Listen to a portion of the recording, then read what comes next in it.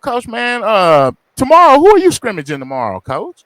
We have South Oldham Okay, down South there. We're Odom. down there at Crestwood. Yeah, we're going down in around Louisville area tomorrow night. All right. Now, Coach, I saw you guys scrimmage Bryan Station. I saw some of that last week. Coach, you guys look impressive, man. Where you get all this beef from this season, Coach? I think this might be one of the bigger LCA teams I've seen from you. Well, we do pass the airport test, Coach. We at least look decent getting off the bus. We fill out our clothes a little bit. No, I tell you, it starts. We have a really good strength and conditioning program. Our off-season program, headed up by Pete Barnhart, and we started that thing my first year, and our guys really took it serious and got really uh, involved with it. And you can just see the transformation of our kids, just their bodies and the competition that goes on in there. And our guys have understand what it takes to compete against the schedule that we play. And so yeah, they definitely are big. I think our roster we're in the low 50s, 52, 53, somewhere in there, Coach. But I think I counted the other day. We've got north of 20 of those kids are 6'2" or taller. So we've got some height and we've got some. We're probably 270, roughly 260, 270 across the front. Probably average 6'2".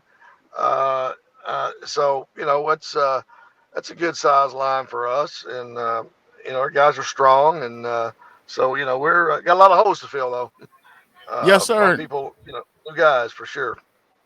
Now that's what I was gonna ask you. Coming into this season, you gotta feel replace, an amazing senior class that's been very successful. What's gonna be the hardest thing you think of filling those holes? Well, we lost 16 seniors, and all those guys had been in the program for a long time, so they just had a lot of provenance in our culture and how we do things, and have been part of kind of the revival at LCA of late.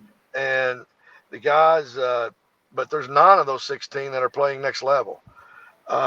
So 4 of them are Division One, and so it tells you the type of talent we lost. That other than to come to see our games or whatever, they're not coming back through that locker room. I tell our guys, so we we've lost about 70% of our offensive production and about 70% of our defensive production. We're replacing 3 linebackers, we're replacing 2 safeties, and a couple of D linemen. So we've got 5 or 6 defensive guys have meaningful minutes that are returning and started for us.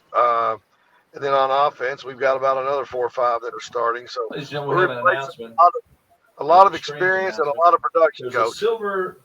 Yes, sir. Now, Drew Navies, who has been your quarterback the last 2 years, I think he might have lost 2 or 3 games. He'll be moving to receiver and doing other things.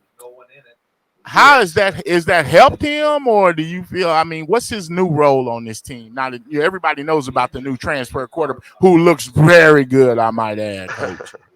Yeah. Well, I tell you, there's a whole lot about football that excites us all and keeps us.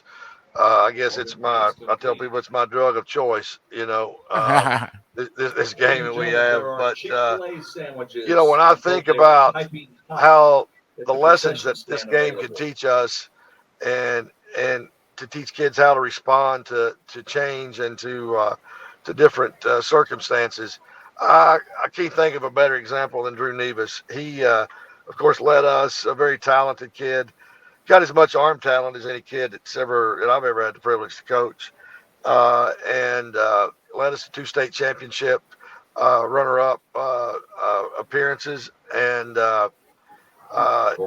just took everything in stride. But it's so interesting that so many people were thinking that when Cutter decided, his family decided to relocate and transfer here, he and Drew were it was almost like Drew was like one of the first kids to connect with him, and would would go to dinner and lunch with him and stuff like that. So Drew has Drew is I don't know that we have a better athlete on our team, Coach. Yes. Drew, he runs well, he throws the ball, he can catch anything you throw to him. And he always wanted to play defense, but we never would let him because he was our quarterback. But so now he's going to kind of start at safety and start at wide out, and he couldn't be happier. And he's in a better place in every regard right now than he's been since he's been there. So I couldn't be more proud of him and just how he and Cutter have connected and he's really matured his leadership and Drew expected a big year out of him on both sides of the ball. Yes, sir. Well, Coach, man, I just wanted to touch base with you as you get ready to head into the season, see how my Eagles is doing. I do want to say, Coach, man, shout out to you and your Eagles for what you did for Breathitt County and that whole flooding thing. A lot of people, I don't know if they know or not, you went down and got the equipment and brought it back and cleaned it up and helped them out in that aspect. I just wanted to give a shout out to that just to let people know some of the good things that you're doing at LCA, Coach, and keep doing big things. Well, Coach, I appreciate that, and I'll say this before closing. We all have these T-shirts and these things that we want our program to be about, and the culture that we try to drive home. But I have to say, Sunday a week ago was one of my proudest days as a deal because I really saw our culture and our football family, live and in person doing the things that, just trying to make a difference and being the hands and feet of Jesus. I tell you, I couldn't be more proud of them. And Breathitt County, those guys are going to bounce back. A lot of people in East Kentucky are hurting, but we didn't want any notoriety for it, Coach. We just wanted to make a difference. And I said, I did several interviews and with the media and stuff. I said, I'll do this under the condition. I don't want this to be about us, but if it ignites and it sparks some other people to do things, then it will serve its purpose. But, I can't wait to see those guys get back up. I told Coach Moore that we were going to just adopt them. So that's kind of what we've done. We've just said, you're not going to get rid of us.